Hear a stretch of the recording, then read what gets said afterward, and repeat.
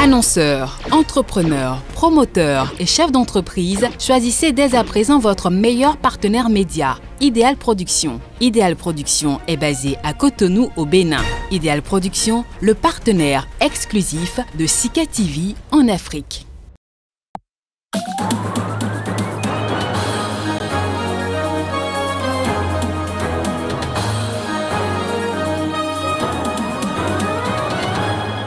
En Afrique du Sud, c'est un bras de fer désormais entre l'ancien secrétaire général de l'ANC et le président sud-africain. La justice a été saisie.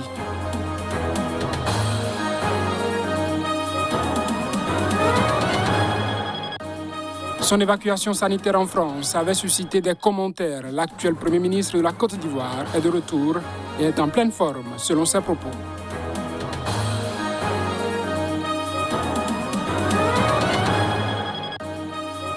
Il pleut toujours des roquettes de part et d'autre d'Israël et de la Palestine. Certaines sont parties d'un secteur proche de camps de réfugiés palestiniens.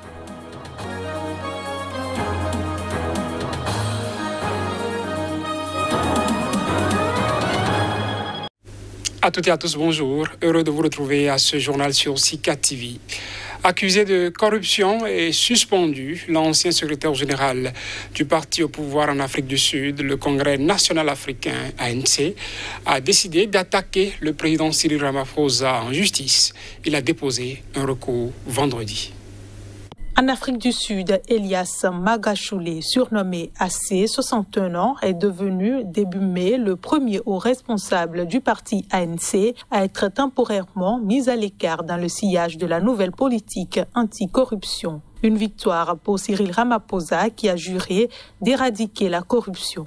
Dans des documents déposés devant la Haute Cour de Johannesburg, AC demande l'annulation de sa suspension.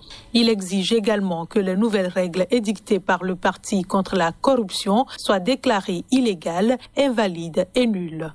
AC Magashule avait reçu un ultimatum de 30 jours pour se retirer après des accusations de détournement de fonds publics alors qu'il était Premier ministre de l'État libre, une des 9 provinces d'Afrique du Sud.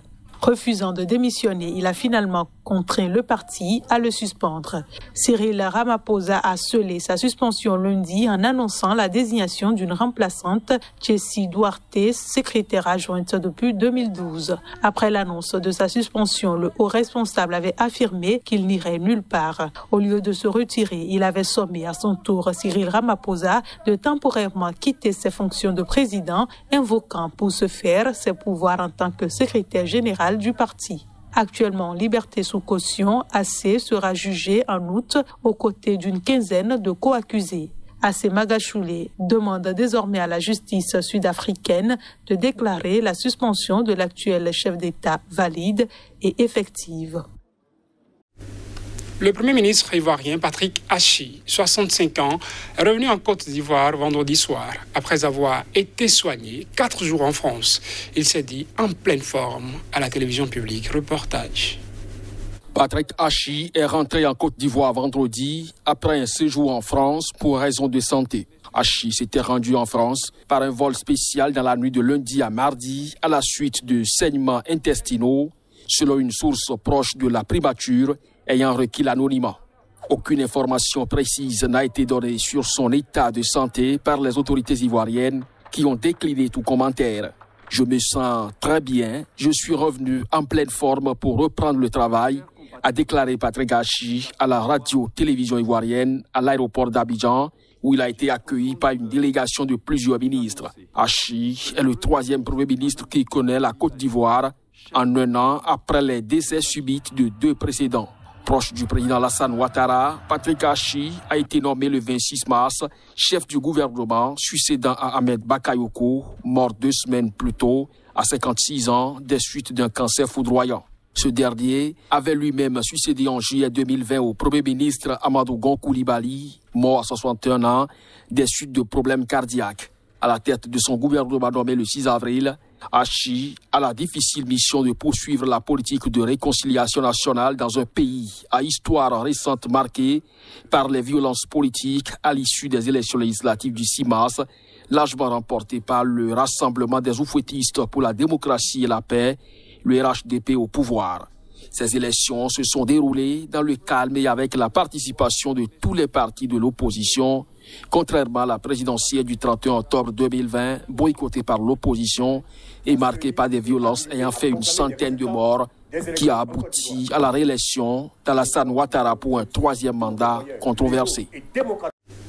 Le Sénat de la République démocratique du Congo a voté vendredi contre la demande de levée d'immunité de l'ancien Premier ministre Augustin Matata Ponyo et la mise en cause dans une affaire de détournement de fonds publics.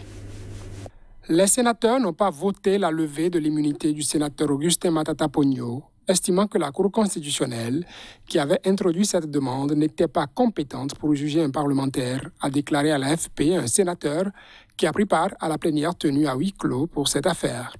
En RDC, la Cour constitutionnelle est le juge pénal du président de la République et du Premier ministre en fonction, en plus de sa mission de juger de la conformité des lois avec la Constitution et de trancher en dernier ressort les contentieux électoraux.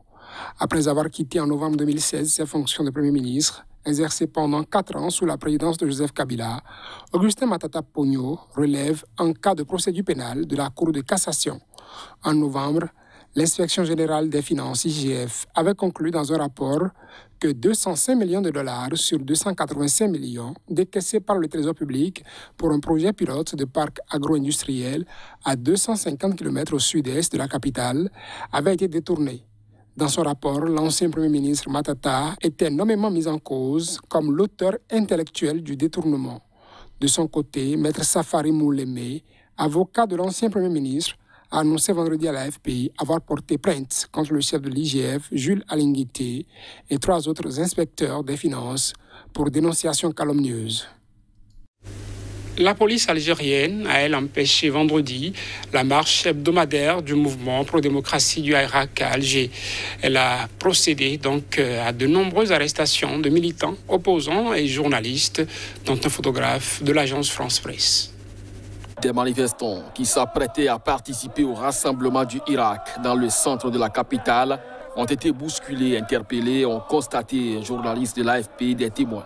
Un photographe de l'AFP, Riyad Kramdi, a été interpellé dans le quartier populaire de Bab El Oued, fief de la contestation, et conduit dans un poste de police local.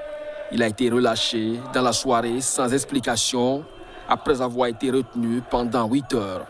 Le correspondant en Algérie de Reporters sans frontières est devenu un symbole du combat pour la liberté de la presse après avoir été incarcéré pendant 10 mois pour avoir couvert une manifestation du Irak en mars 2020. La plupart des personnes interpellées recouvrent généralement la liberté en attendant d'être convoquées devant la justice. Chaque vendredi à Alger, des irakistes se sont rassemblés après la prière du vendredi, mais les forces de police, en grand nombre, ont encerclé la mosquée Eraham, point de départ de la marche, et ont dispersé la foule sans ménagement. Quelques dizaines de manifestants ont néanmoins réussi à marcher en scandant « État civil et non militaire », un slogan phare de la contestation. « Nous ne nous arrêtons pas, quoi que vous fassiez », ont crié les protestataires à l'adresse des autorités. Né en février 2019 du rejet massif d'un 5e mandat du président Abdelaziz Bouteflika, qui a démissionné peu après, le Irak réclame un changement radical du système politique en place depuis l'indépendance de l'Algérie en 1962. Les Seychelles inquiètent les experts mondiaux de la santé après une augmentation des cas de la Covid-19 parmi les personnes entièrement vaccinées. Toutefois, selon les responsables de la santé du pays, 2 tiers des cas positifs concernent des personnes qui ne sont pas encore totalement vaccinées. Suivons. L'archipel de l'océan Indien a été le pays du monde qui a recensé depuis la semaine du 28 avril le plus de nouveaux cas en proportion de sa population selon des données compilées par l'AFP. La situation actuelle reste préoccupante, a déclaré le ministre des Affaires étrangères et du Tourisme, Sylvestre Radegonge. Si cela continue, on risque de se retrouver dans une situation difficile, mais actuellement elle est gérable, a-t-il estimé. Pour endiguer cette nouvelle vague, le gouvernement a annoncé mardi un durcissement des mesures anti-Covid, obligeant les commerces, bars et casinos à fermer 1 heure plus tôt soit 19h GMT, interdisant les rassemblements, spectacles et activités sportives et prolongeant la fermeture des établissements scolaires jusqu'au 23 mai. Un couvre-feu à 23h est toujours en vigueur. Selon le ministre, cette hausse est due à un plus grand nombre de tests, mais aussi parce qu'il y a un relâchement au niveau de la population. Cette recrudescence étonne, étant donné la large couverture vaccinale aux Seychelles, où 61% des 98 462 habitants ont reçu dose de vaccin et 70% en ont reçu au moins une, selon le ministère de la Santé. Les personnes qui sont testées positives, ce sont les Seychellois qui refusent encore de se faire vacciner, a tenu à rappeler le ministre. Des soldats libanais sont intervenus pour empêcher des manifestants de traverser la frontière avec Israël à la suite d'un rassemblement pro-palestinien au cours duquel un membre du Hezbollah libanais a été blessé à mort par des tirs israéliens. 3 roquettes ont été tirées vers Israël depuis un secteur proche du camp de réfugiés palestiniens de Rachidie au Liban Sud, selon une source militaire libanaise. Elles sont toutes tombées en Méditerranée. Reportage. Un membre du Hezbollah libanais a succombé vendredi à ses blessures infligées par des tirs israéliens à la frontière lors d'une manifestation contre Israël, ont indiqué le mouvement armé et l'Agence nationale d'information ANI. Après les tirs israéliens, l'armée libanaise et les forces de sécurité ont été dépêchées sur les lieux pour repousser les dizaines de jeunes de la frontière, a poursuivi la même source. En Israël, l'armée a affirmé sur Twitter que ses chars avaient tiré des coups de semonce sur des émeutiers qui ont franchi vers l'intérieur du territoire israélien. Ils ont saboté la clôture et mis le feu avant de regagner le territoire libanais, a-t-elle ajouté sans mentionner de victimes. Le président libanais Michel Aoun, un allié du Hezbollah, ennemi juré d'Israël, a condamné sur Twitter le crime commis par les forces israéliennes. Le Premier ministre sortant Hassan Diab a appelé la communauté internationale à condamner les crimes d'Israël dans le sud du Liban et à Gaza.